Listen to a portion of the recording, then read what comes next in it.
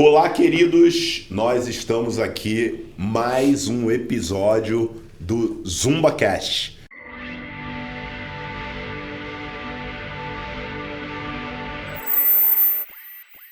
Obrigado pela tua presença aí ainda online. Obrigado por participar, obrigado pelos seus likes.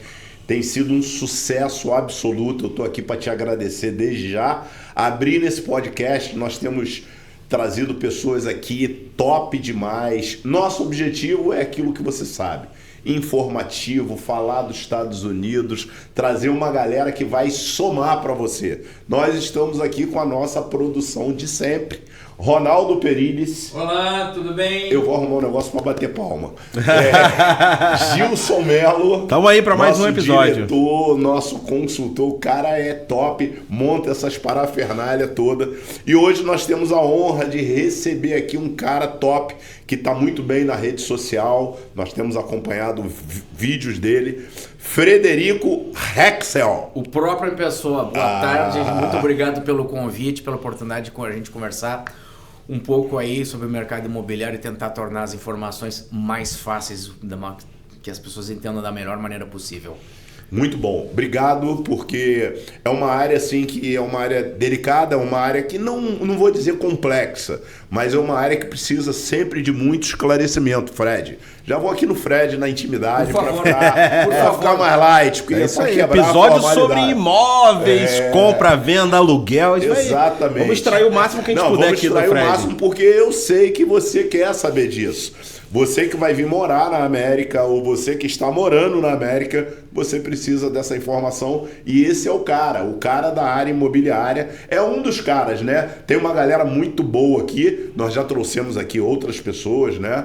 Então, assim, ele é um dos caras bons nessa área e hoje ele vai tirar várias dúvidas, nós vamos pegar pesado aqui, quebrar tudo com ele, mas ele vai esclarecer muita coisa. Fred, obrigado aí por ter vindo, é uma honra, um privilégio e a gente quer saber um pouquinho da tua história, a gente sempre quer fofocar um pouco da vida do cara primeiro, tu é americano, nasceu aqui, já começa a perguntar. Não, o pessoal uma época perguntava para mim como é que eu vim parar nos Estados Unidos, eu disse, eu vi a novela América, criei coragem. Não, a minha história com os Estados Unidos começa quando eu já não era nem nascido. Meu pai veio morar aqui na década de 60 por uma situação de estudo. Então ele sempre foi um grande entusiasta dos Estados Unidos. Casou com a minha mãe. Enfim, tiveram alguns planos de vir para cá. Acabaram não vindo, tiveram algumas oportunidades. Se separaram alguns anos depois. Eu conhecia já os Estados Unidos, que eu vim em férias para cá algumas vezes. E quis o destino que a minha mãe, alguns anos depois que se separou do meu pai, ela casou com um americano, veio morar aqui nos Estados Unidos, morou no estado do Colorado, apesar de eu ser gremista, né? Eu tinha que dizer que eu tô indo pro Colorado. E depois ela morou no Arizona. E alguns anos depois, a minha mãe e o marido dela descobriram que por essa cadeia familiar poderia pedir o green card pra mim. Legal. Isso aí foi no ano de 2004. E me lembro quando eles enfim, foram atrás das informações. Eu acho que a lei deve ser a mesma ainda. Eu era filho maior de 21 anos, solteiro e sem filhos. E a minha mãe dizia assim, olha, você não arrume filho e não case, senão você vai lá pro final da fila. Foi mais ou menos isso. Daí o que aconteceu? Eu segui levando a minha vida profissional normalmente no Brasil. Eu sou formado em administração de empresas. Legal. Fiz uma pós-graduação em finanças e trabalhei a minha vida toda no Brasil no mercado financeiro, em bancos e financeiras, né? Em áreas de captação e tesouraria, alguns anos aqui nos Estados Unidos também na área bancária. O que aconteceu? Quando o meu green card foi aprovado em 2010, bom, vocês sabem, os experts são vocês, a gente tem um prazo para vir, então literalmente você tem que dar o Ctrl Alt Del na sua vida no Brasil. É verdade. Que significa ao mesmo tempo, tá vindo dos Estados Unidos, mas apertar o botão, sair da sua zona de conforto. É verdade. Exatamente foi isso, né? Em 2010, literalmente, eu fechei minhas malas e me mudei para os Estados Unidos. Que legal. Com uma vantagem, que é na realidade que eu saí com green card aprovado. Muita vantagem. A gente tem muitos casos hoje que é o consular, desculpe te interromper, é o pleito imigratório consular. O cara faz no Brasil e ele já vem para cá de uma forma muito confortável. Temos vários clientes que o cara chega aqui já tirando onda, já com green card. Óbvio que o documento não vai trabalhar por você, não vai pagar suas contas, mas vai abrir portas. Não, é bem mais fácil, mas eu me lembro que eu cheguei aqui numa quarta-feira e a minha mãe disse assim, olha, alguns anos, faça uma boa poupança que filho meu não vive sem plano de saúde nos Estados Unidos. Sim. Eu cheguei aqui numa quarta-feira, na quinta-feira o meu padrasto foi até o prédio do Social Security lá no Arizona para pegar o meu número. Na sexta veio o senhor lá que vendia o plano de saúde no Arizona. Caramba, muito rápido. E na segunda eu já tinha plano de saúde. Olha. Isso é muito importante. Com certeza. Com certeza. Muito bom, muito bom. E da administração para imobiliária, para negócios imobiliários, como é que foi isso? Eu sempre gostei e gosto muito da área bancária, da área financeira, da área de investimentos, mas eu tinha um projeto meu, pessoal, que eu queria muito sair da vida corporativa. Não tem problema com ninguém da vida corporativa, mas eu queria muito ter mais tempo para viver a vida, né? Sim. E sair da vida corporativa não significa a gente ter mais tempo para ficar no ócio, mas significa, acho que, pra gente fazer mais tempo para fazer coisas que a gente gosta e também não significa trabalhar menos, né? Legal. 2019, eu trabalhava no banco aqui nos Estados Unidos e eu tirei a minha licença de corretor, eu passei na prova. E durante alguns meses eu fazia o trabalho no banco e eu fazia o trabalho de corretor com pessoas próximas, pessoas amigas que sabem que você tem um segundo trabalho, que você liga, que você, enfim... Só que chega algum momento que você se dá conta que se você realmente quer ganhar dinheiro no mercado imobiliário, se você realmente quer criar não transformar daquilo num part-time, vamos dizer, num bico que não vejo nenhum problema, mas num trabalho principal, você tem que ficar tempo integral. Daí quis assim o destino que eu pedisse demissão do banco, da vida corporativa, em fevereiro de 2020, um mês depois começou a pandemia, né? Olha, caramba, meu Deus. Confesso que eu me programei para sair do banco financeiramente, eu tinha o plano B, o que eu vou fazer se tudo der errado. Mas ninguém pensou que ia entrar uma pandemia no meio dessa história, mas eu fiz o cálculo quando ganhava um roommate na minha casa, botava dois, olha, fome eu não passaria, eu sempre digo, quem tem duas pernas e duas braças, alguma coisa faz, né? Mas enfim, começou a pandemia no dia, acho que começo de março. Isso. Parou, eu tinha uma poupança aí, enfim, uma condição de levar a vida tranquila. Acabou virando um ano sabático, eu ainda brincava. Que coisa boa, começou a pandemia, eu não tenho mais perigo de perder o emprego porque eu não tenho mais. Daí o ano de 2020 foi um ano de muito, vamos dizer, estudo, de muito contato com pessoas do mercado imobiliário, enfim, mas realmente foi o bloco, eu botei o bloco na avenida, posso dizer... Perdão, Fred, mas você já tinha se formado na área imobiliária desde o banco, né? Sim, em paralelo, quando eu trabalhava no banco, eu fiz o curso. Tirar as licenças. Eu tirei a licença. Eu saí Como é que funciona essas licenças? A licença basicamente falando. A licença de corretor, você tem que fazer um curso que eu acho que é de 63 horas, numa escola licenciada no estado da Flórida. Você tem que ter 18 anos e tem que ter Social Security Number para poder se matricular no curso, porque sem o Social Security Number, que equivale ao CPF no Brasil, a escola não consegue fazer o seu background check, né? Olhar o seu, enfim, se você é uma boa pessoa, não tem problemas com o seu passado, né? Eu fiz um curso de 2 semanas e daí você faz a prova do curso, que normalmente não é difícil, mas daí da prova do curso, sim, você está habilitado a fazer a prova do estado da Flórida, que essa é a prova que vale, porque todas as licenças, boa parte das profissões aqui nos Estados Unidos, acho que na Flórida, se trabalha somente com licença. Com licença. Com licenças, exatamente. Eu fiz várias vezes a prova do estado da Flórida, né? Mas assim, eu não aguentava mais ver aqueles livros em cima da mesa. Nisso eu trabalhava no banco, mas enfim, quando a gente quer muito uma coisa, dá certo, né? Exatamente. E você fez o curso dos 63 dias. 63 horas. 63 horas, perdão. E aí depois você prestou a prova do estado. Mas você achou que essa prova do estado era mais difícil? Eu fiz a prova do curso que eu passei, que essa é tudo... sim. A prova do estado, na realidade, na minha opinião... Muito diferente da do curso? Não, mas a prova do estado é assim, você tem que saber gerenciar o tempo. Tem algumas questões que, na minha opinião, eles dão de graça. Algumas questões que são de interpretação, você tem que um pouco mais bater a cabeça. Mas o curso não está lá para ferrar ninguém, a prova. Lógico, né? Eu acredito que as diferente, pessoas entrem na indústria, mas que tenham o conhecimento também, né? Sim. Para quem faz o dever de casa e estuda, vai passar na prova. Quando você tira a licença de corretor aqui nos Estados Unidos, funciona diferente do Brasil. você necessariamente é obrigado a trabalhar debaixo de um broker, aquele que equivale ao dono de uma imobiliária. Eu digo, Sim. é meu pai simbólico no negócio, né? Então, não existe... Eu até posso ser independente nas minhas ações, no meu dia a dia, mas o Frederico sozinho, sem estar debaixo da De Paula Realty, que é o trabalho, isto não existe. Que diga-se de passagem, é uma empresa muito séria, conheço o dono, um gentleman, um agradável. Tive lá há pouco tempo fazendo um podcast, inclusive. Me disse. Então você vai trabalhar debaixo de um broker. Você até aprende até na primeira aula do curso de Real Estate, uma das ações. Quando você tirar a licença, você tem que trabalhar debaixo de um broker, que é um imobiliário. O que você vai negociar quando você vai trabalhar numa imobiliária? O percentual da sua comissão e o percentual que fica para a sua imobiliária. Existem brokers aqui nos Estados Unidos, tem vários tipos de relacionamento, mas existem brokers que são chamados virtuais, que você tem até 100% de comissão e você trabalha para o flat fee rate, dá uma taxa seca. Se você é um engenheirista de curto prazo, você vai embarcar nessa, né? Mas eu não aconselho ninguém a fazer isso. Por quê? Porque essa é uma profissão, a gente tem muitas dúvidas legais durante toda a vida da gente.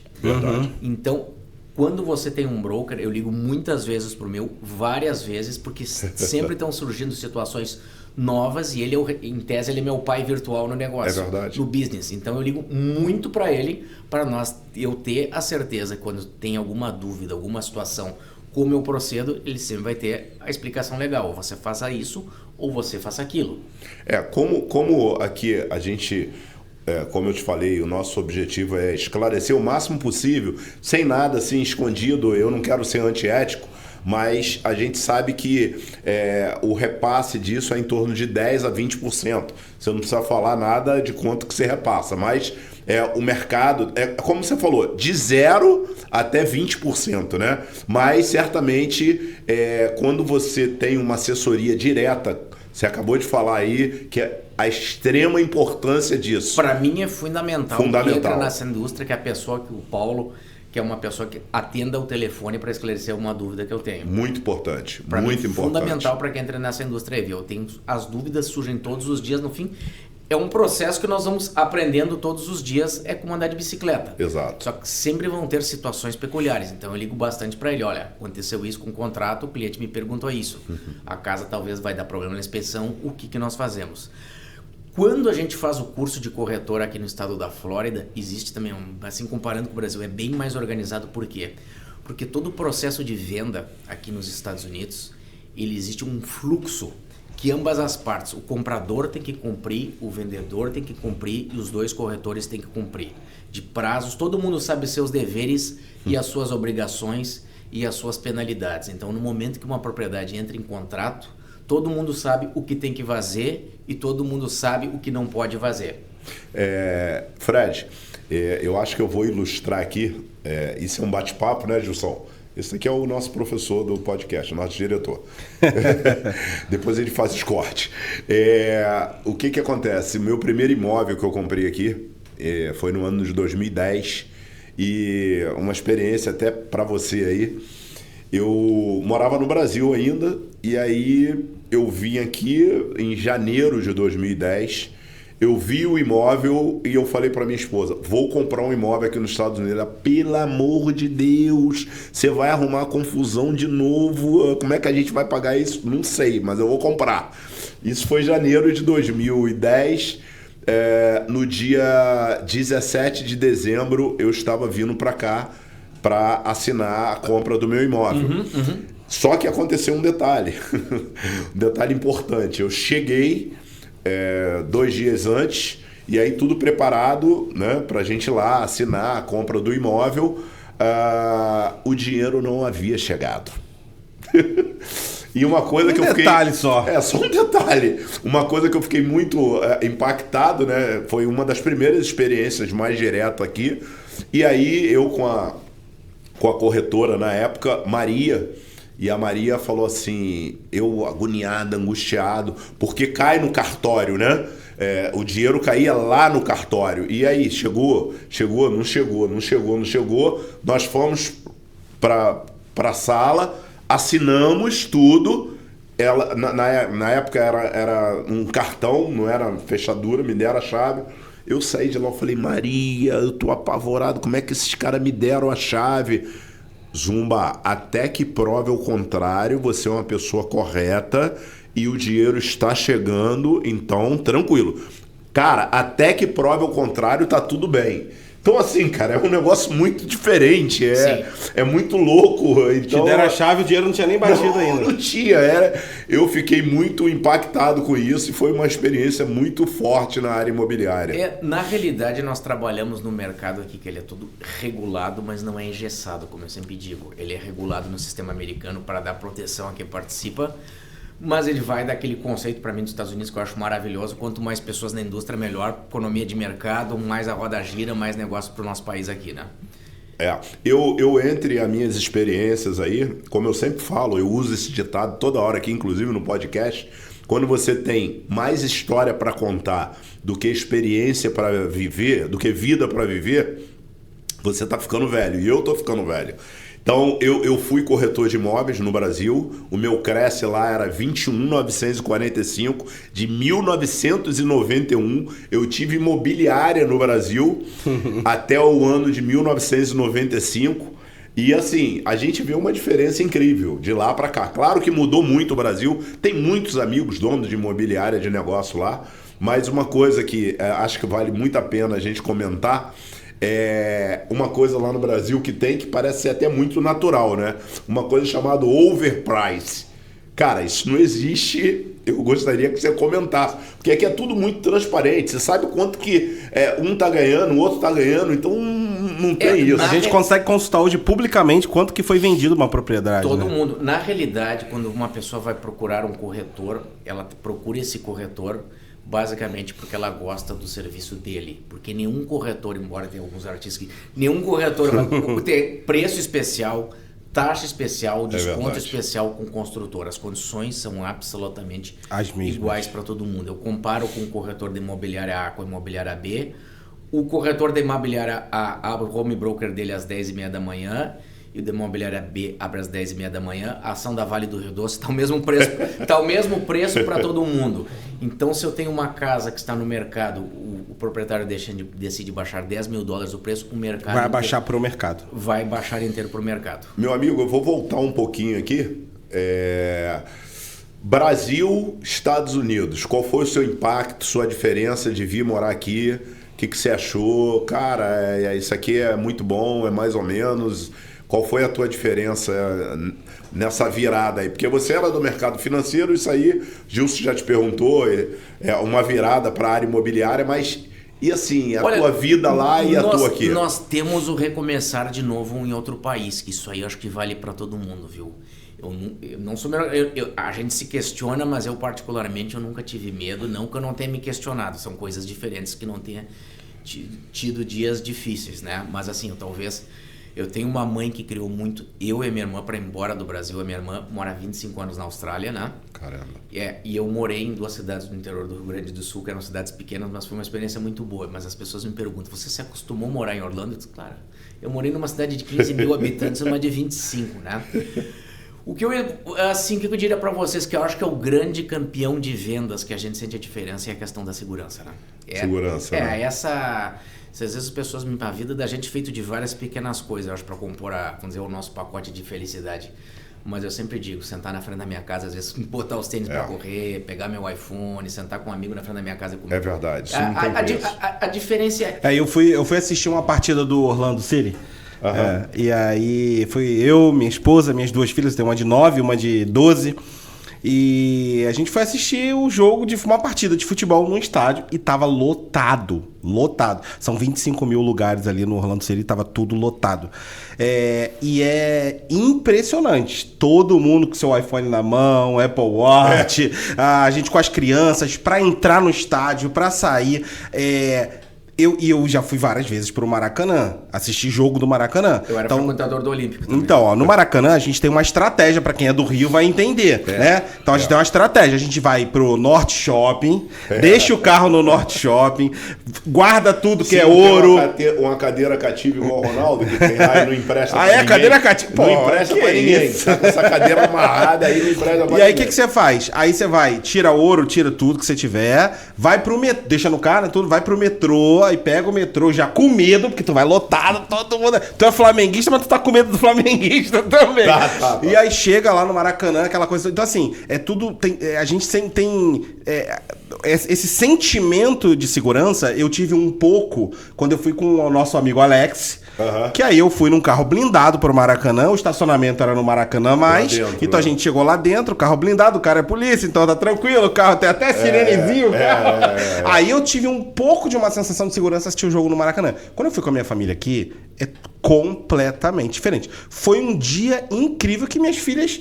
Tipo, eu quero ir de novo, porque foi muito bom, foi gostoso. Essa sensação de segurança é absurda, né? Sem dúvida, a sensação de segurança, eu acho que eu particularmente sempre gosto muito de ler sobre economia, e a gente vivencia muito a economia de mercado, né? Isso é que aqui nos Estados Unidos é conhecido por livre mercado, liberalismo econômico, né? Eu sou um fã, não vou dizer que o país é perfeito, mas assim, eu vejo assim nas pequenas coisas, quando eu vou empreender alguma coisa, tirar uma licença, é tudo rápido, cara. Eu tenho uma sensação, pode até estar errado, mas assim, o Estado tá lá, você tá aqui, faça o seu negócio na sua casa, não pague os seus impostos, cada um cuida da sua vida. Isso.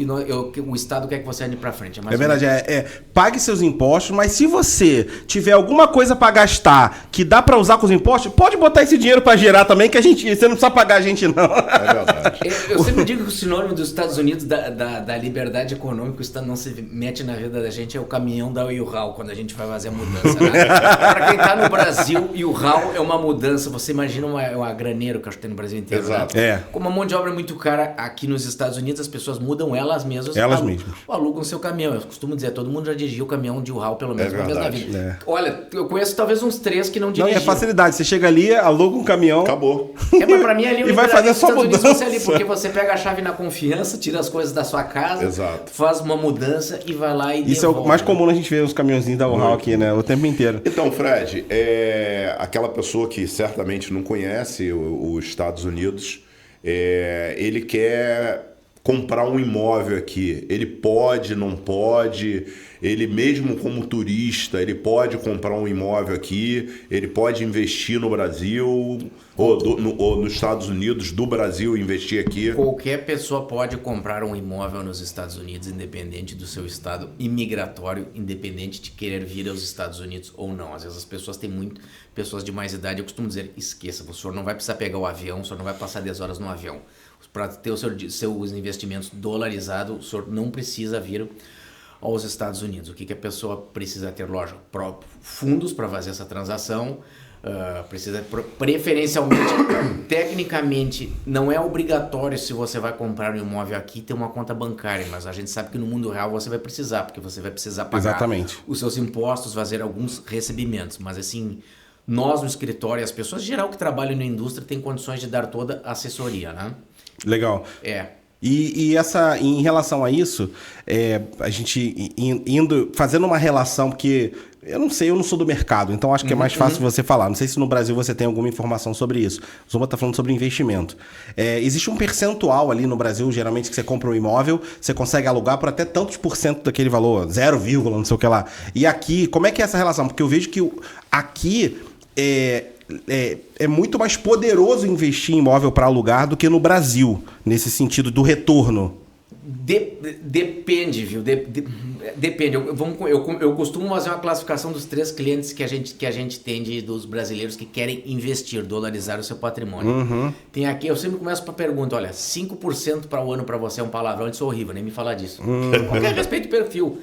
Tem um que diz, olha, 5% é bom, me interessa, quero conversar. E tem um que diz, olha, 5% ao ano é bom, mas deixa baixar a Selic no Brasil que eu vou trazer para cá. Assim, olha, pelo que eu acompanho, viu, os imóveis aqui, a rentabilidade nos Estados Unidos em alguns imóveis residenciais e comerciais que a gente tem bastante procura é mais baixo que o Brasil. Só que em linhas gerais, embora não esteja escrito isso em nenhum lugar, assim como a lei da oferta e da procura não foi assinada em nenhum lugar, existe prêmio de risco de um país, né? Os Estados Unidos oferece para você estabilidade jurídica. Exatamente. Embora isso não esteja assinado em nenhum lugar, tem o preço. Isso é tudo. Tem estabilidade jurídica, garantia da posse, garantia da propriedade, garantias que os contratos são cumpridos. Eu costumo dizer que os contratos de aluguéis aqui são relações adultas, porque o inquilino tem a sua obrigação de pagar o aluguel, como em qualquer lugar do mundo, e o proprietário tem uma responsabilidade muito séria de dar manutenção na propriedade. Eu sempre explico isso. Você vai alugar uma casa, você comprou para alugar, você tem que ter uma pessoa, um handyman, que eu faço tudo, para ir lá arrumar o ar-condicionado do seu inquilino. Isso é uma falta grave. É uma relação adulta, né? É verdade. As relações aqui comerciais são adultas. Eu diria para vocês, eu até vi que essa rentabilidade que você me mencionou, existe em alguns lugares aqui dos Estados Unidos, alguns tipos de propriedade. Esses dias até um cliente me comentou no estado do Oklahoma. Alguns produtos de investimento que dão rentabilidades mais altas. Mas, assim, pelo que eu tenho acompanhado, a gente classifica assim imóveis residenciais, eu trabalha com 2 cenários normalmente. Fazendo uma introdução, aqui nos Estados Unidos, o que determina muito a valorização do seu imóvel residencial é a qualidade das escolas que tem na zona que você reside. Por quê? Porque existe um ranking das escolas públicas no bairro que você mora. Então, na teoria e em tese, as pessoas querem morar em regiões onde escolas têm uma pontuação mais alta. Então, normalmente, em regiões onde as escolas têm pontuação mais alta, os imóveis vão ter um maior potencial de valorização, maior liquidez, tanto para venda quanto para locação. E a pessoa me pergunta assim, puxa vida, eu não tenho filhos, preciso comprar um imóvel numa região de boas escolas? Não, mas se você quer ter uma boa valorização do seu imóvel, investimento, sempre numa boa escola. Eu dou um exemplo sempre grosseiro. Se você vê um imóvel nota 5 e a escola nota 5 e a escola for 10, e se você vê um imóvel nota 10 e ao contrário, o imóvel nota 10 e a escola for 5, compre o imóvel nota 5. Escola, escola, escola. Sim. Eu costumo dividir assim para quem quer locação. Um grupo de imóveis de alugar em regiões de boas escolas, que é uma fotografia, e tem alguns CEPs aí que a gente identifica como CEPs que não tem grande potencial de valorização em função de escolas, mas tem muito giro, ou seja, tem muita demanda de locação, gira muito rápido, né? Vacation, não? Vacation, eu procuro ler muito sobre vacation homes, tem algumas informações discrepantes no mercado, mas eu acho, pelo que eu tenho visto, o mercado de vacation homes vai passar por uma correção grande. Posso estar enganado? Posso, mas eu olho todos os dias. O que aconteceu? O que vem acontecendo? Eu não estou dizendo que vai... Tu acredita, só fazendo um parêntese, tu acredita que essa crescente que as pessoas começaram a investir muito em imóveis para vacation acabou impactando no aluguel de quem quer morar aqui e pagar o aluguel mensalmente aqui, Nós tivemos aquele boom do estouro dos imóveis que subiu no começo de 2021 até 2022, que nós tivemos uma inflação de demanda. Veio muita gente de Califórnia e São Francisco e são pessoas de renda per capita muito mais alta que da Flórida. A grosso modo é como eu ir para Porto Alegre com uma nota de $150. Eu chego lá, penso que sou rico por uma tarde, né? Com o dólar é mais ou menos isso. Então nós tivemos uma inflação de demanda, que isso é fato. Pessoas com maior poder aquisitivo vinham para a Flórida e podiam pagar mais pelos imóveis, né? Agora a interpretação minha. Nós tivemos os bancos centrais, né, durante a pandemia botaram muito dinheiro artificial em todas as economias. Não sabemos em que percentual. Nós estamos pagando essa conta agora através de inflação e de aumento de juros para tentar conter a inflação, né? Sim. E eu acho que parte desses aumentos dos imóveis também, a gente não sabe em que percentual, foi fruto desse dinheiro artificial. Então, o que eu vejo no mercado de vacation homes? Tem algumas Precisa acontecer alguma correção, né? O que aconteceu? Agora não são opiniões do Frederico, esses são fatos. Os condomínios, o HOA, que chama-se Home Owners Association, é o condomínio conhecido no Brasil, essas despesas subiram muito em muitos condomínios. Subiram bastante. Então, o que acontece? Essa é uma despesa do proprietário, independente se o imóvel esteja alugado ou não. Então, eu quando estou assessorando alguém que vai comprar um imóvel, primeira coisa eu ponho um olho no condomínio. Sim. Mesmo que você possa pagar esse condomínio, eu sempre digo, esse não tem conserto, esse é um filho seu para o resto da vida. Né? E veja se esse condomínio ele não é muito desproporcional com o valor da propriedade, que um dia você pode conseguir não vender esse imóvel, né? Mas assim, das vacations, o que aconteceu? Preço do condomínio subiu muito, preço da mão de obra subiu muito. Isso aí até pode se ajustar, se a economia desacelerar. Sim. Questão também da pandemia, o condomínio, mão de obra. Questão também, muitos programas de financiamento, eu vou dar só abrir um parênteses que isso aí vocês deixam para a autoridade que é especialista em financiamento, né? Mas nós tivemos muitas pessoas, tem muitos programas de financiamento para estrangeiros que a partir do 3º ano a taxa do financiamento ela muda. Seria como se nós estivéssemos no Brasil, nós estaríamos numa taxa pré-fixada e do dia para a noite vira um CDI. Então, o que acontece? deu agora o terceiro ano de muitas pessoas que fizeram financiamento em 2020. Então, muitas pessoas tiveram a parcela reajustada do dia para a noite. Então, foi assim, uma combinação de várias variáveis ao mesmo tempo. E nós tivemos, agora novamente, quem está dizendo não é o Frederico, isso aí é fato, né? Claro. Nós tivemos um julho muito fraco aqui em Orlando. Não é que Orlando vai ficar ruim? Não, não é, mas nós tivemos um julho fraco, o 4 de julho foi o pior desde 2019. Então, isso é indicativo de alguma coisa. Eu costumo muito acompanhar, tem algumas plataformas que para se acompanhar o mercado de vacation homes, eu gosto muito All Rooms, que você consegue ver a taxa de ocupação de todos os imóveis para trás e o que está acontecendo no mercado. A gente ser 100% preciso no que vai acontecer é difícil. Sim. Mas assim, a gente consegue enxergar o passado através de plataformas, de perguntar para pessoas que têm casas de férias. Eu sempre digo, ligue para alguém que tem uma casa de férias, veja se ela está satisfeita com esses números, não é? E pergunte como estão os bookings para frente, né? O que eu tenho sugerido para os clientes, até está na rede social, fiz um post dizendo, olha, pense 2 vezes antes de comprar uma casa de férias. Perguntaram se eu estava louco, se eu estava senil. Mas assim, o que eu busco, né? O que é meu entendimento? Que é uma pessoa, pelo menos quando eu trabalho, a pessoa tem que dar um passo bem dado. Você tem que trabalhar bem com os números para que uma venda bem feita. Sim. Então, esses dias eu disse, condomínio Story Lake, eu seguiria comprando, mas trabalhando muito bem esses números. Nesse momento, o mercado pode mudar, mas eu não vejo aqui, agora opinião minha, né? Eu não me jogaria de ponta cabeça nesse momento a comprar uma vacation home. Eu te perguntei em relação aos aluguéis, porque eu vejo muito aqui uma espécie de fundos de investimento que eles são donos de condomínios inteiros aqui e é só para aluguel fixo, não é para vacation. Né? E é interessante isso. Isso aí são os multifamily buildings, constructions, né?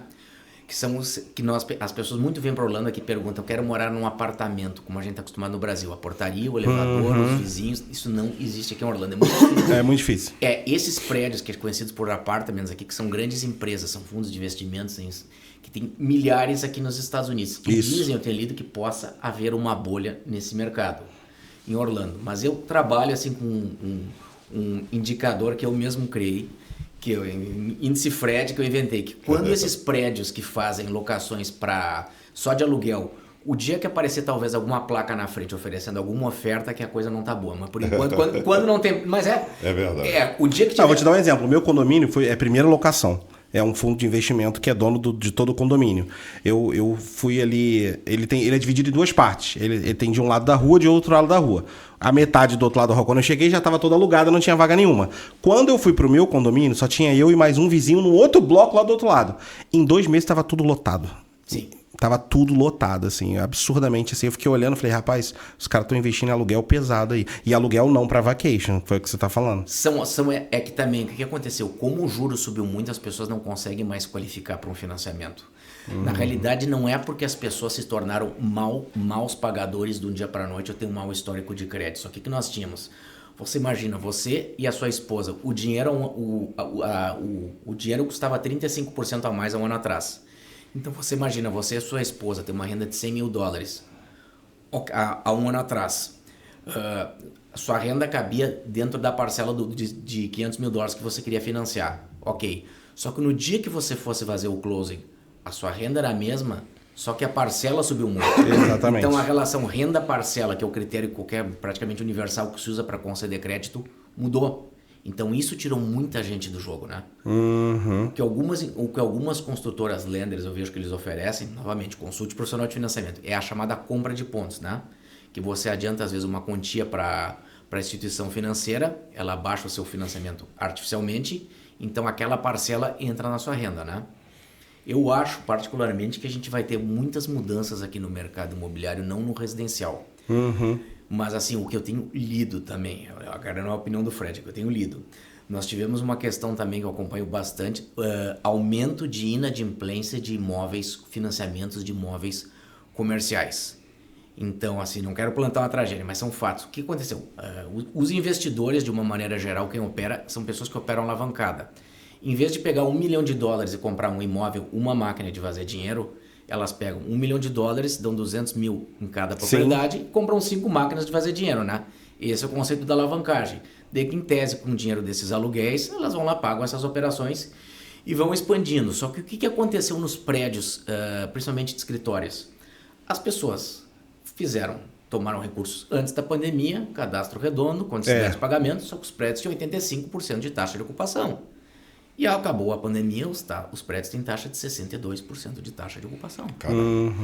Não há conta que fecha. O mundo ainda está se recuperando da pandemia, né? Ainda tem esse reflexo muito forte, né? Economicamente falando. E o que eu acho? Eu vi que já tem algumas instituições, alguns bancos, alguns fundos de investimento, que esse tipo de financiamento, ele não funciona como financiamento residencial, que todos os meses você paga a sua parcela, o principal mais os juros. Muitos desses financiamentos, no vencimento você paga o principal, que é o grosso do montante. Aquele valor que o banco te emprestou, você entrega na maturity, na data de vencer. Né?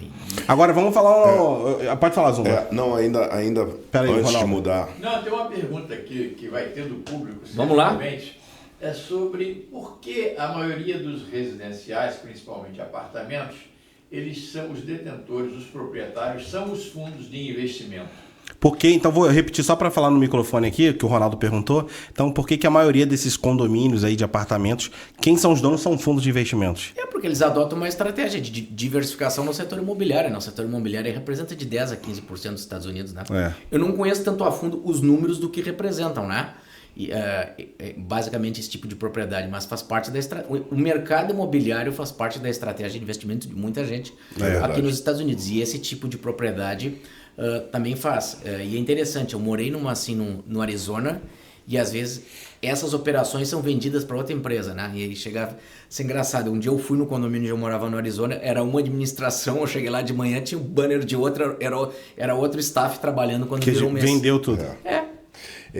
Ainda no que você falou, a gente, até porque é uma área minha, e o investidor, ele pensa muito numa coisa chamada segurança jurídica.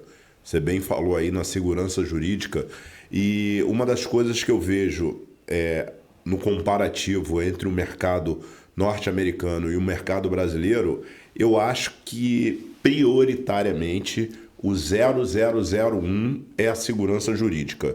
Por quê? A gente sabe, eu advogo há 26 anos no Brasil, já advoguei para várias empresas e pessoas físicas na área imobiliária. Eu tenho uma formação, inclusive, na área de direito imobiliário.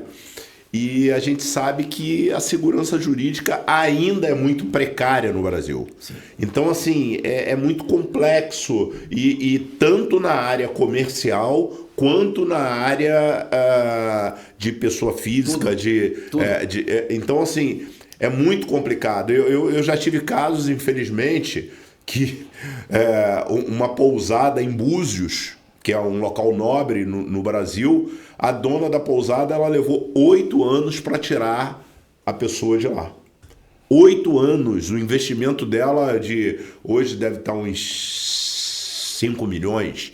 E, cara, 5 milhões e o cara explorando aquilo ali, empurrando com recursos. Aí é a segurança jurídica. É exatamente o que não acontece aqui, porque o investidor... a gente sabe que nós temos aí vários clientes, várias pessoas que nos seguem, que são investidores, e o investidor ele tem uma cabeça, salvo o melhor juízo, que ele pensa o seguinte: não adianta eu ganhar 10% por ano, eu prefiro ganhar 5% por ano, mas com segurança jurídica. Lógico. É o que acontece aqui nos Estados Unidos, que é a segurança jurídica. Eu até gostaria que, se você puder, eu sei que não é bem a sua área, mas um imóvel aqui locado, quanto tempo o inquilino ele tem para sair do imóvel, ele sendo inadimplente? Olha, eu acho que dá uns 50, 60 dias. Na realidade, eu acho que a partir do 3º dia você já pode botar um notice. Exato. Um aviso na porta da pessoa que ela não paga o aluguel. Lógico, gente, bom senso. Vamos tentar negociar amigavelmente. A pessoa pode estar em dificuldade, né? Mas, em linhas gerais, é um processo rápido. A gente teve o caso de um cliente amigo que ocorreu essa situação. Normalmente, a pessoa que mora na propriedade ela é informada na véspera que a polícia vai vir e as pessoas saem. Não tem o que fazer. Não tem. Isso eu perguntei propositalmente, porque é uma coisa que, cara, eu não, acho... As pessoas não acreditam no Brasil que existe isso. Sei lá, exato. Mas é mais fácil para todo mundo. Até porque um dia que você tiver a sua poupança, você botar um imóvel Claro. para alugar... É o que foi falado, segurança jurídica. Segurança jurídica, porque, entenda, resumidamente, o cara não pagou em 3 dias, meu irmão, acabou.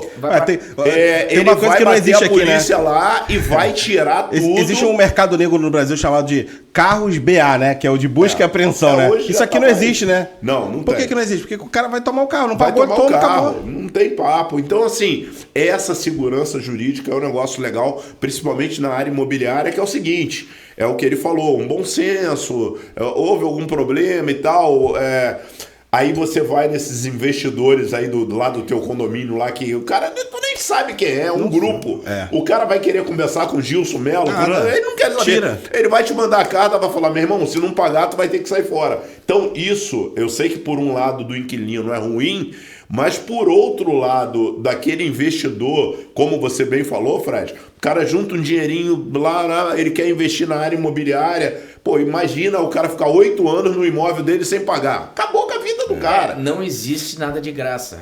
Isso é uma conta que a sociedade paga, porque quanto mais amarras você bota para tentar proteger o A, ou B ou C, mais complicado vai ficar o processo e mais caro vai custar para todo mundo que está na volta. Basta ver a estrutura jurídica que você precisa ter no Brasil para fazer algum contrato, né? Exatamente. Não, e mesmo assim, de boa. Como eu te falei, sou advogado, faço isso há mais de 25 anos. E, cara, você faz um contrato amarrado, você faz, acontece e bota fiador, bota não sei eu ficava o quê. com muita raiva da minha advogada. Eu falava assim, a advogada doutora Aline, um abraço pra doutora Aline, e eu ficava com raiva dela, que eu falava assim, eu quero que você prepare um contrato assim, assado, que eu vou fazer. Aí ela falou, tá, Gilson, tá, mas ainda assim, eu preciso ser realista pra você, não significa que você tá... Eu falei, mas não existe 100% de não tem a proteção. segurança disso, entende? E aqui nos Estados Unidos, quando nós vamos comprar um imóvel, também é muito importante dizer, independente de imóvel, você tem uma figura jurídica chamada inspeção, seja qualquer tipo de imóvel, isso é previsto em contrato. Então, no momento que você bota o imóvel residencial em contrato, essa propriedade ela sai do mercado, ela não está vendida. Você deposita o valor referente ao arras, que aqui nos Estados Unidos é conhecido por escrow. E nesse período, o comprador não é obrigado, mas todo mundo faz, contrata um inspetor. Mas o que é um inspetor? É uma pessoa licenciada no estado da Flórida que ele estudou para olhar aquele imóvel, ele passa 5, 6 horas, olha tudo, ar-condicionado, telhado, todas as... Muito bom. Encanamento, ele dá um relatório completo do que tem o imóvel. Ele é um médico de imóvel, ele dá um laudo, ele não vai tomar partido de A ou B. E eu sempre vou nas inspeções, embora eu seja um leigo, porque quando acaba a inspeção, normalmente o inspetor ele pega os pontos mais relevantes, que ele diz, eu vou botar isso aqui no relatório, isso aqui que talvez é um pouquinho mais grave, porque daí eu já ligo para o cliente para informar. Mas a figura da inspeção, ela permite que o cliente saia do negócio se não se agradar. Normalmente não é o que acontece. Interessante. Tenta chegar a um bom senso, é livre mercado, o cliente pode pedir para eventualmente negociar. Baixar alguma coisa. O vendedor pode dizer que não é um bom senso. Mas assim, é uma garantia jurídica para seguir. Às vezes as pessoas eu perguntei quando eu estava na indústria, tá, mas fez a inspeção, daqui a 50 dias explodiu uma jazida, enfim, 15 canos debaixo da casa. O que você vai fazer? Você vai ligar para o inspetor que fez, olha, você não viu que tinha isso? Normalmente esse profissional que trabalha na indústria, ele tem licença para isso, ele estudou para isso e deve ter seguro para fazer isso. Exatamente. Então e a mesma coisa da segurança jurídica ocorre o quê? Quando você põe uma propriedade em contrato, não é como no Brasil, que você vai fazer uma oferta, vou mandar uma minuta para A, B ou C, escrever essa minuta. Isso fica tudo no ar. Enquanto isso, o cara fica enrolando, você não sabe se está vendido o apartamento. Quando você quer fazer uma oferta aqui na estado da Flórida, nos Estados Unidos, na Flórida, você tem que mandar, os formulários, a maioria são formulários padrão aqui do estado da Flórida. Então, o que você quer quando você é o comprador? Se você vai comprar à vista, você tem que anexar um extrato bancário mostrando que você tem dinheiro para comprar à vista. E se você vai comprar com financiamento, você tem que botar uma carta de pré-aprovação do banco. E a partir desse momento que a oferta é aceita, entra em jogo a figura da Title Company, que equivale ao tabelionato no Brasil. E essa Title Company, toda essa parte de registros e negativas que é feito no Brasil, para isso existe a Title Company. Ela faz todo esse trabalho e ela só vai fazer o fechamento no dia, ou seja, do comprador pagar o vendedor, e o comprador só manda dinheiro para a Title Company. Ela só vai pagar o vendedor no dia se tiver tudo certo, Ok. sem nenhuma sujeira debaixo do tapete. E ela dá o warranty deed, que é uma garantia que você não vai comprar uma casa que tem sujeira Isso é debaixo demais. do tapete. Isso é incrível. Incrível que você tem todo um resguardo no aspecto da compra, porque vamos chamar assim, de uma forma mais tranquila para entender com mais facilidade, como se fosse um cartório. Ele vai examinar todas as certidões, os últimos anos, se houve problema naquele imóvel, se ele pegou fogo, se ele não pegou, sai um laudo ali perfeito. E detalhe, se tiver problema grave, ele vai te falar, ó, tem um problema aqui nesse E imóvel. no dia do fechamento, muitas vezes quando envolve financiamento, como é que é? Novamente, o comprador nunca vai mandar dinheiro para vendedor, é sempre para title company, que é o tabelionato. Então no dia do fechamento, se for com financiamento, eu aqui, Fred, vou mandar dinheiro para title company e o banco vai mandar dinheiro para title company. E o banco muitas vezes ele só manda o dinheiro lá no final da tarde e às vezes a title company no meio da tarde ainda checa alguns documentos. muito seguro. Se o comprador está empregado, é muito seguro. Se Muito seguro. É totalmente seguro. Então, dito isto, você que está querendo comprar um imóvel agora, investir nos Estados Unidos, peraí que o Fred vai te atender. Porque o cara fala assim, cara, realmente justifica. Exatamente. Pô, mas eu estou ganhando 5% ao ano, 6%, mas com segurança jurídica. Sim. Aí, esse nosso seguidor, esse nosso telespectador ou ouvinte, ele tá lá no Brasil, Fred, e ele fala assim, Fred, cara, eu quero comprar um imóvel nos Estados Unidos, mas eu não tenho dinheiro para pagar à vista. Eu consigo financiar? Consegue. Existem linhas disponíveis para investidores estrangeiros. Isso é um produto que não precisa ser catado, como eu costumo dizer. Ele está na prateleira. Bandejão. Varejo. O que é o fluxo normal de você para entender se você qualifica ou não? Existe um profissional no financiamento que ele é independente do corretor, chamado-se mortgage broker. Ele tem uma licença só para tratar de financiamentos. Ele é autoridade no assunto, no tema. O que ele vai pegar? Ele vai contatar uma pessoa... A pessoa quer saber se qualifica ou não para um financiamento nos Estados Unidos, vai contatar esse profissional. Esse profissional, novamente, ele é licenciado, ele não é um chutador, ele tem uma licença para trabalhar na indústria. Ele vai pegar as suas informações econômicos financeiras do Brasil, vai conversar com você e ele vai te dar, vai dizer aprova ou não aprova, e se aprovar o financiamento, ele vai dizer que condições, olha, $300 mil com 30% de entrada. Daí disso aí ele vai dar uma carta de pré-aprovação para você. Isso não tem custo para você ver se qualifica ou não para um financiamento. Muito bom. Eu sempre digo para os clientes, podemos ir ao comércio, fazer compras, você pega a sua carta, se não se encontrar nada, não acontece nada. Mas é importante que você esteja qualificado. Agora vamos na prática aí, eu Vamos vou lá. no popular. Vamos, quanto precisa? Gilson Isso. está querendo comprar Tá. uma casa de 1 milhão e meio, 2 milhões que ele deve me falando na semana. No popular. Uma pessoa normal aí, do média, quanto que ela vai dar de entrada, quanto que fica uma parcela, os imóveis... um tá? apartamento, uma família, um apartamento, uma casa de 2 quartos, enfim. Porque assim tem imóvel. Médio, eu um vou exemplo. trabalhar um imóvel que eu compraria para mim pela questão de um condomínio barato, algo que eu venderia, eu sempre digo, só vendo para um cliente que eu venderia para um amigo, para um familiar, eu compraria para mim. Legal. Vamos dizer assim, um imóvel hoje em Orlando, tá? Isso. $170 mil.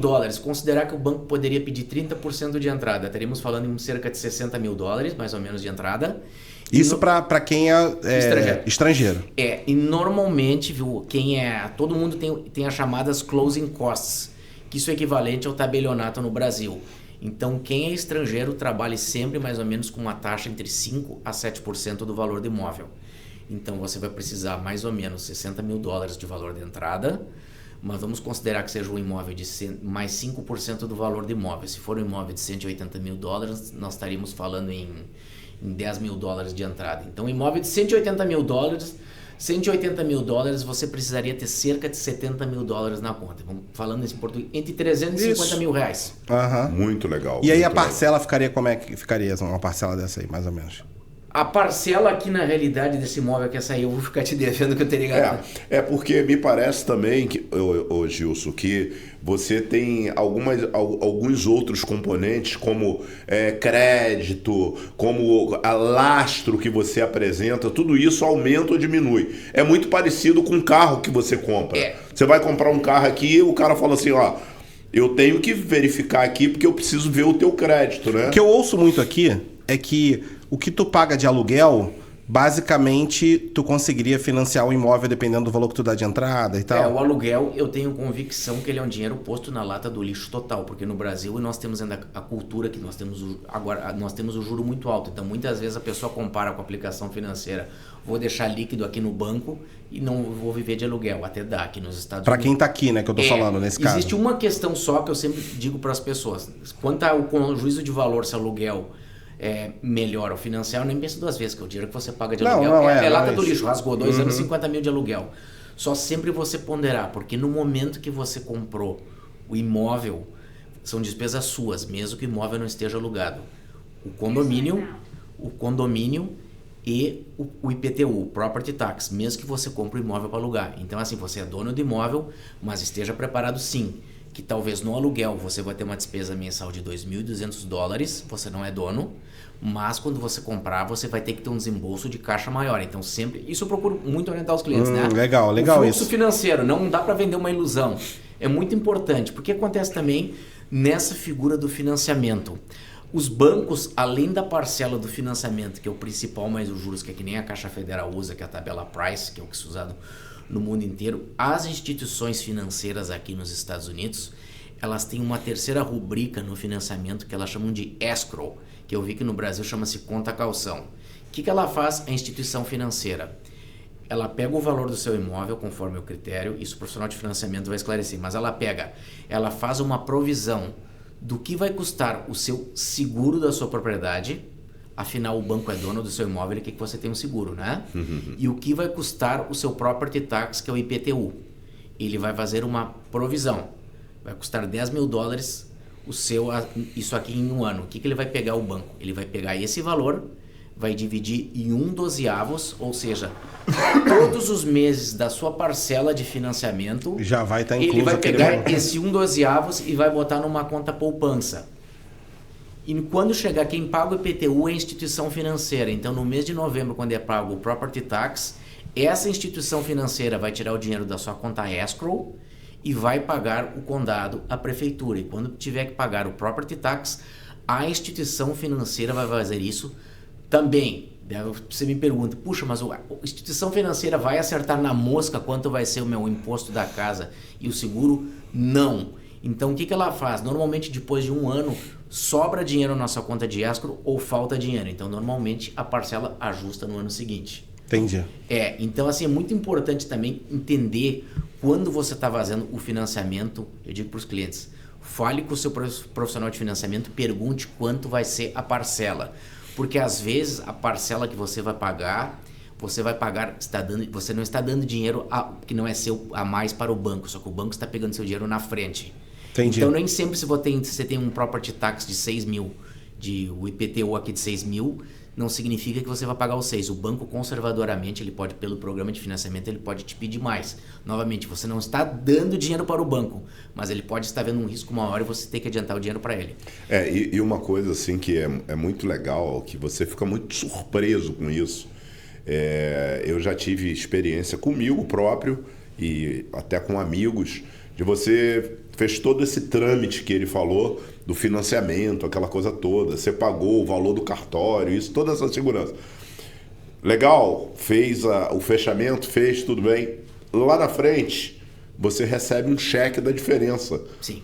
Aí, mas que cheque é esse? Não, te cobramos a mais, nós estamos te devolvendo aqui um valor.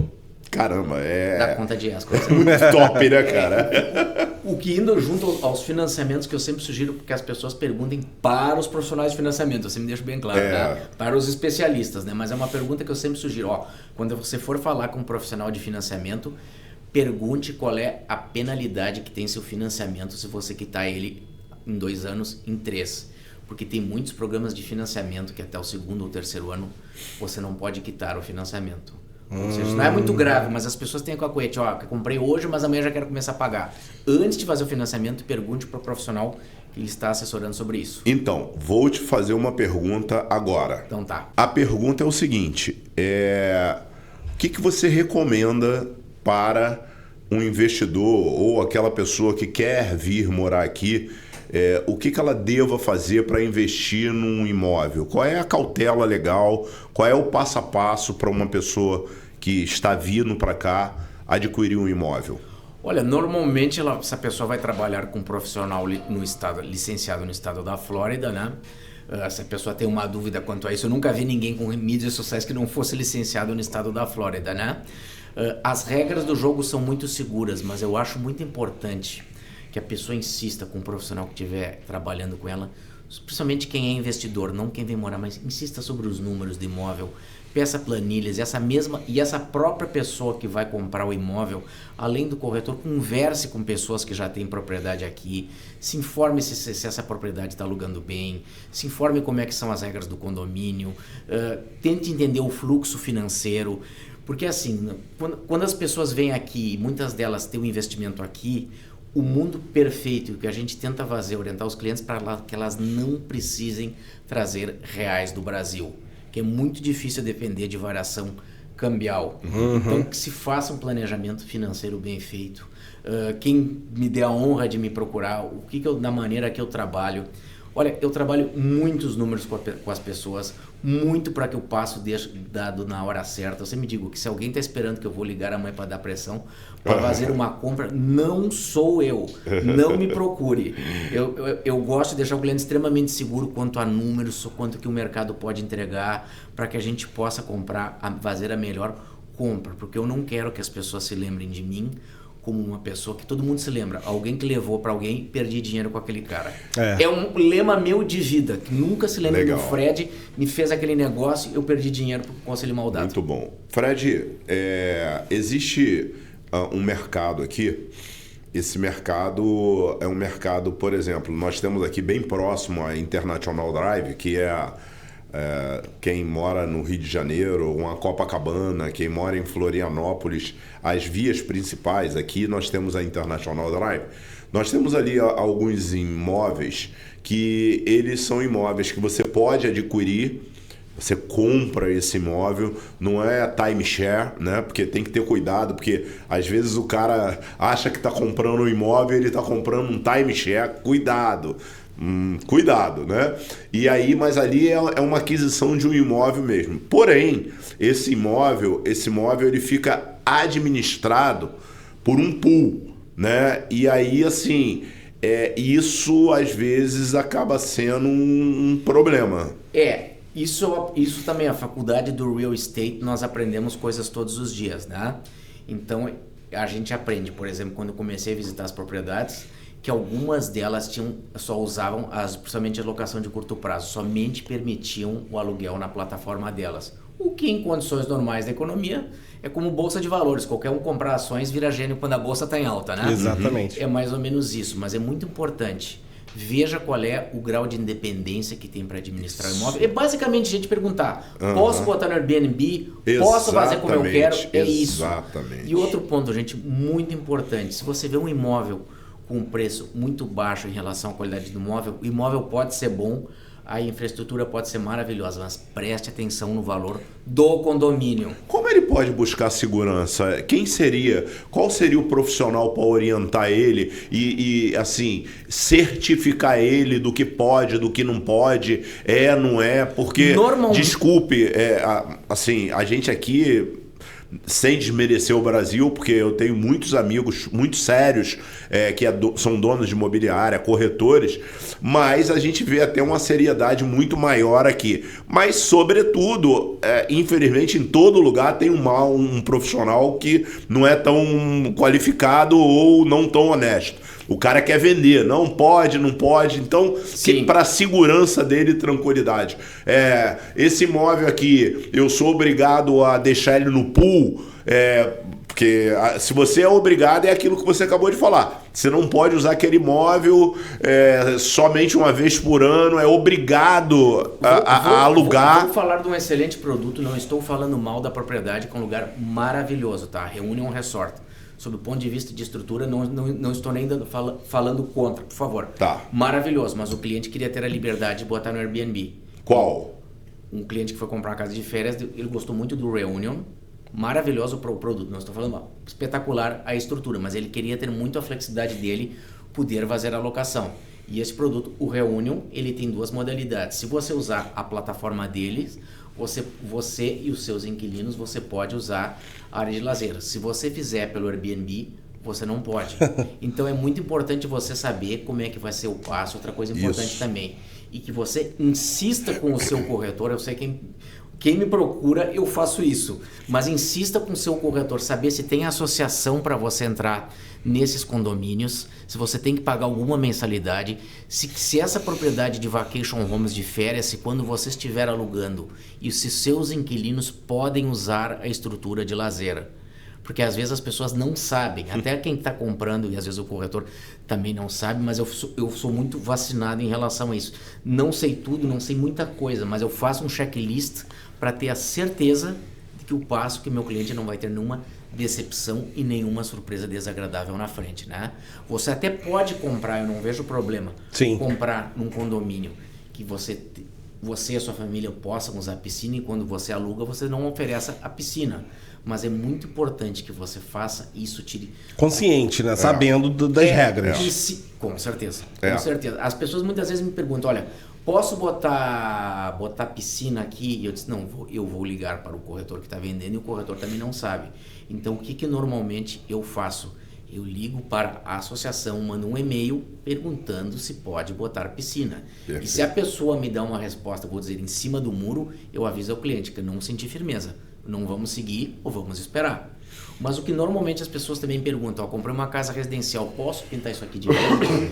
Posso pintar isso aqui de verde? Posso pintar com a cor do Grêmio a casa? Então, normalmente existe uma regra que é o senso comum. O que você fizer na sua casa e os seus vizinhos não enxergarem, você pode fazer.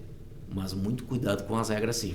As regras aqui, é muito interessante, você que é um profissional técnico na área, eu acho que as regras numa associação, que é um condomínio, elas são bastante rigorosas e, sobretudo, diferente do Brasil, a convenção aqui do condomínio, ela é uma lei quase indiscutível, quase, você entra com ação e etc, e você... Certamente você não vai mudar muito isso. Um exemplo que ele deu agora aqui é pintar a sua casa. A sua casa, você tem que ter a autorização do condomínio para pintar a sua casa. Você tem que levar a amostra da tinta para eles. Exatamente. E depois eles ainda vão pedir autorização à cidade para ver se você pode ou não. Então, assim, é bem rigoroso isso. Eu posso te dizer, eu moro num condomínio aqui, mas ainda falando de pool... Eu preciso contar uma experiência aqui. Então, antes de tu contar a experiência, só pra falar da pintura, mas é por isso que a galera vem pra cá de turista e fala assim, pô, tudo tão bonito aqui, olha que coisa linda. Tem regra. Lógico. É porque ninguém pode pintar de abóbora, outro de vermelho e preto, outro de azul e preto. Exatamente. Tem regra, e por isso que fica bonito, né? Exatamente. Tem alguns condomínios, inclusive de condo, no sentido apartamento ali na região de Windermere, onde eu moro, que é muito interessante. Eu acho que é o único que tem para vender o Windermere. Eles têm regras muito severas, o que eu acho muito bom, em relação a pessoas que vão levar convidados. A partir das 6 da tarde você tem que pedir uma autorização na associação e essa pessoa ganha um adesivo para botar o carro lá. Se não ganha, o carro é guinchado. Não, assim, gente, isso é uma realidade. As regras aqui são bastante rigorosas dentro dos condomínios. Isso aí eu posso te garantir. Guinchar carro também. Guinchar carro também e por aí afora. Mas aí você não vai ter ninguém estacionando errado na frente da tua casa. Você não vai ter gente fazendo bagunça, com som alto na piscina. Não tem. Enfim, eu moro num condomínio que, muito engraçado, acho que uns 5 anos atrás, eu morava até numa outra casa nesse condomínio e a gente morava em frente à piscina. E a garotada, no final do ano lá, um morador levou os amigos pra piscina, mas levou muitos amigos. Assim, papo de 50. Fizeram uma festa na piscina e aí um vizinho ligou pra polícia. Cara, que coisa... Eu tava olhando da janela, porque eu tinha uma varanda. Meu amigo, chegou 3 viaturas, todo mundo correndo, pulando o muro, entrando no carro. Eu nunca vi um negócio igual. Tipo, em 1 minuto e meio não tinha mais ninguém. A piscina tava vazia. Muito louco. Mas voltando aqui rapidinho, só para essa experiência que eu tive, que eu acho que vale sempre a pena a gente falar de uma experiência. Eu tive um imóvel aqui, eu não vou falar o nome da empresa, nem o endereço, mas esse imóvel eu adquiri ele. E esse imóvel você podia, ou você usava ele, tá? Ou você incluiria ele no pool. E os caras dão uma pressão muito grande para você incluir no pool. Eles querem administrar teu imóvel, querem. E na verdade eu não estava nem morando aqui ainda. E aí eu falei, tá bom, eu vou... Vamos lá, vocês vão alugar. Primeiro que é leonino o contrato, porque é 60-40. Os caras te passam 60 e fica com 40. Os 60 que ele te passa, ele já deduziu a despesa. Isto é, os 40 dele é limpaço. Aí tudo bem, eu não sabia nada, né? Falei, tá bom, eu vou... Comprei, né? Tá bom, vou deixar para vocês administrarem. Eu posso usar, você avisa antes, se o teu imóvel estiver ocupado, a gente consegue um outro para você. Tudo muito bom. Meu amigo, e isso me desgastou de uma forma. Os caras mandavam um relatório para mim, na época... Eles alugavam e me mandava realmente o valor que era alugado. Dava um total aí tipo de 2.300 por mês, 2.400 por mês. Não, e eu vi até o relatório. Quando ele mandava 2.300, eu no Brasil, cara, tipo, hoje, um exemplo, 10 prata o mês.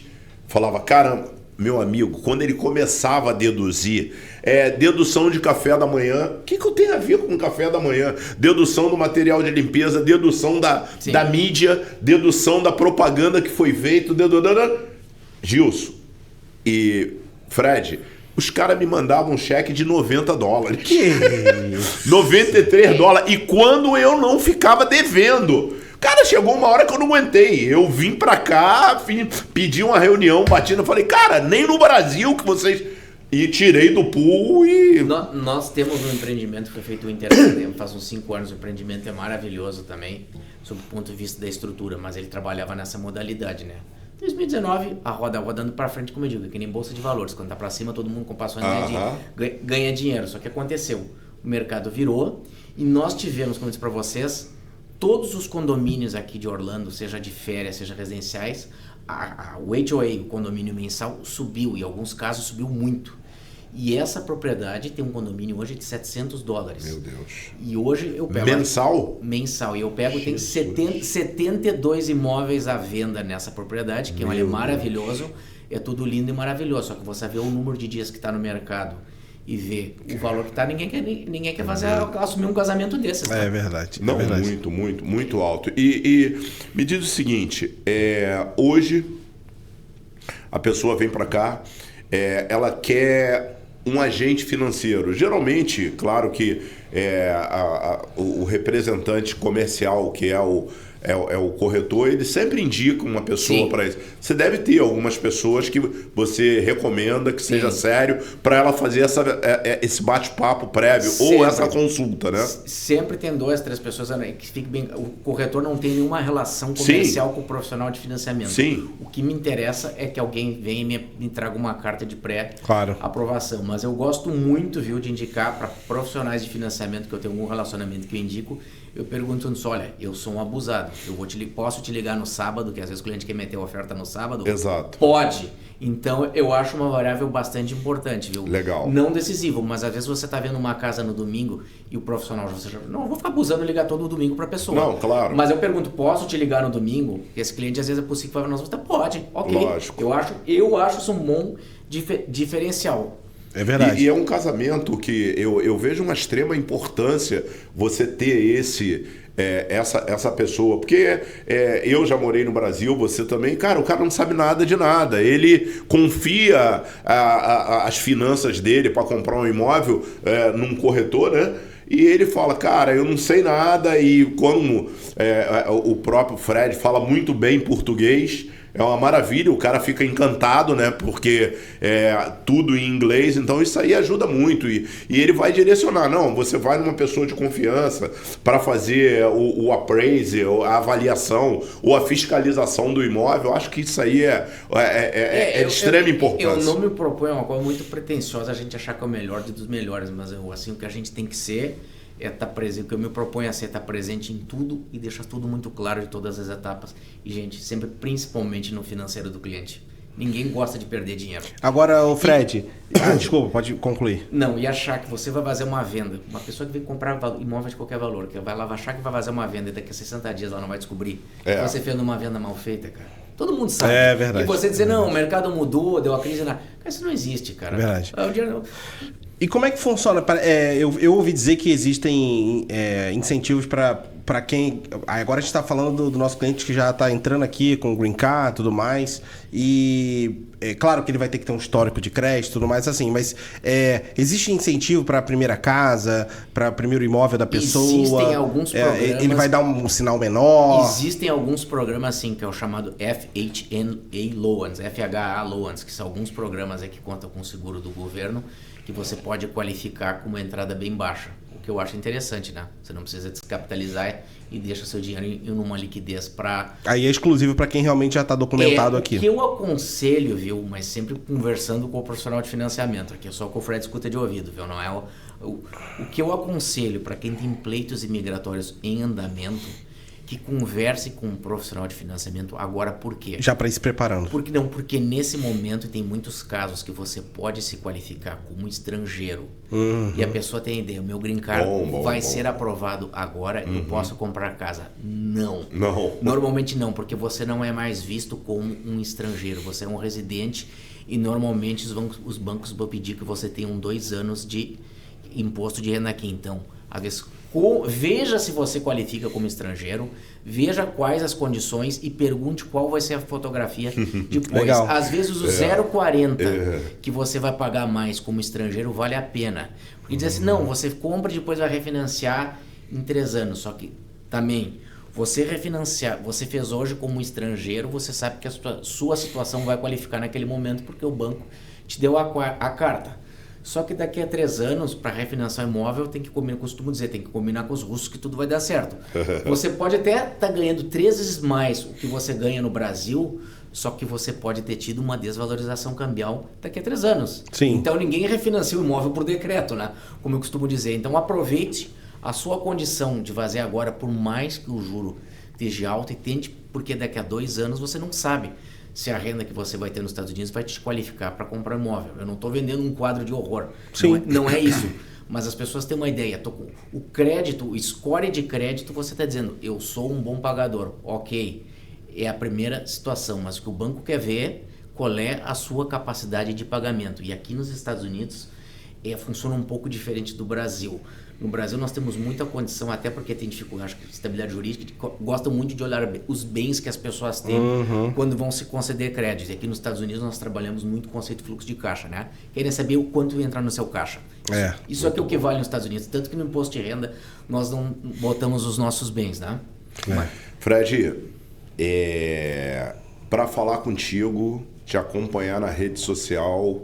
Me diz aí como é que é, porque essa galera aí vai querer te procurar para saber sobre isso. Muitas perguntas. Pode fazer a pergunta para ele direto, tá? Pode. O meu Instagram, eu não sei se é Frederico Hexel, HEXSEL, _Flórida. Pode me mandar o WhatsApp direto, pode me mandar o WhatsApp direto no direct. Eu respondo todo mundo. Às vezes vou até meia-noite, mas eu não vou dormir sem deixar ninguém sem resposta. Regra profissional minha. Todo mundo é respondido no mesmo dia. Legal. Fred, ainda teríamos muitas perguntas aí. Que depois volta, né? Para surgirem as dúvidas. É um mercado muito fértil. São muitas perguntas. Eu sei que já virão várias perguntas, mas... Só tenho a te agradecer, muitíssimo esclarecedor. A oportunidade de divulgar meu trabalho antes de qualquer coisa, né? E da gente tentar, humildemente, tentar dar um pouco de conhecimento para as pessoas. Principalmente, gente, que elas não façam negócio a toque desesperadamente, porque tem alguém fazendo uma... Faça o que o corretor está para auxiliar. Quem decide negócio é o cliente. Vamos deixar bem claro, né? O corretor não está para fazer pressão porque ele tem que resolver a vida dele. Eu estou aqui, o Fred está aqui para orientar você para atender o telefone, mas quem decide o momento que vai gastar o seu dinheiro é o cliente, é você. Eu só oriento. Essa é a minha maneira de enxergar as coisas. Bacana. É isso aí. Mais um episódio, né, Zumba? Poxa, vamos trazer muito muita top. gente. Vamos trazer... Esse episódio, ele traz um estímulo pra gente trazer Linkar, a profissional de financiamento. Vamos Acho que trazer a nossa vai ser muito legal. Tatiana. Tô querendo tirar umas dúvidas aí pra comprar aqui imóvel. antes de qualquer coisa. Tatiana trabalha com financiamento de extrema confiança. Certamente você tem algumas pessoas de confiança. Então, eu acho que vai linkar muito bem, porque a pessoa quer comprar com o Fred, mas ele quer financiar. Então, nós vamos trazer essa oportunidade dele poder fazer essa prévia qualificação, ver se tem qualificação para assim, isso. Gente, a minha maneira de trabalhar... Eu tinha um pai que era professor de marketing e estratégia. Se ele tivesse vivo, ele dizia qual é os teus diferenciais competitivos, né? Eu ofereço que eu atendo o telefone de todo mundo a qualquer Isso hora. é muito bom, hein? Mas assim, o que eu procuro fazer, gente? Acompanhar o time do cliente. Eu me proponho acompanhar mercado, se demorar um ano e meio para venda. Eu não sou um imediatista, não procuro trabalhar num ritmo alucinado para resolver. Enfim, é acompanhar o cliente para que ele se sinta seguro no momento de fazer o movimento dele. Vou ter que aproveitar esse gancho, esse cartão que eu te dei aí. Os meus amigos no Brasil já me criticavam. Hoje, aqui nos Estados Unidos também, porque os meus 2 celulares estão no meu cartão. Eu atendo todos os meus clientes. Talvez demore, por exemplo, hoje eu fiquei muito tempo sem telefone, mas eu respondo todo mundo. Pô, mas tu é louco, cara, tem que mandar a secretária. Cara, quem paga minhas contas, os meus clientes, quem paga meu carro, casa e etc. Esse cara merece muito respeito. Com certeza. E eu atendo ele sim e dou meu telefone pessoal para ele. Então, com certeza. Você tá de parabéns, porque o lead que passa, um dia pode mudar, pode, quem sabe, tomara e fique grande, mas o meu, que eu tenho assim uma regra, o lead quem tem que segurar sou eu não sou uma celebridade, eu que preciso do cliente, não é ele que precisa de mim, e o lead passa, eu gosto de dar largada para saber que eu tô aqui, que eu tô presente. Esse é meu lema, gente. Legal. Ronaldo Perides, obrigado aí pela parte técnica. Mais uma vez. Hoje foi um dia de muitas gravações, né? Gilson Melo, obrigado. Doutor Frederic. Não, Frederic Doutor Frederic é um advogado aqui. Na verdade, Fred, obrigado aí pela sua participação. Muito foi uma obrigado honra, a vocês um prazer, aí por disponibilizar o canal aí, que a gente de verdade mesmo. Um privilégio de a gente compartilhar essas ricas informações com o nosso público. Muito grato.